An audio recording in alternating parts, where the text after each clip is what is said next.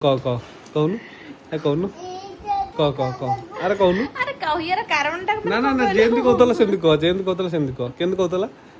କହ ଆରେ ନାଇଁ ଶୁଣ ନା ନା କୁହ କୁହ ଯେମିତି ମତେ କହୁଥିଲା ଆରେ ଶୁଣ ନା ନା ଟିକେ ପ୍ଲିଜ ପ୍ଲିଜ ଟିକେ କୁହ କେମିତି କହିଲ କାହିଁକି କହିଲି ଶୁଣ ଟିକେ ଟିକେ ଶୁଣ ଦେଖ ଆମ ଏପଟେ ନା ନା ନା କିଛି ନାହିଁ ନା ନା ମୁଁ ଶୁଣିବି ଶୁଣିବିନି ତ ଆଗ ଯେମିତି କହୁଥିଲା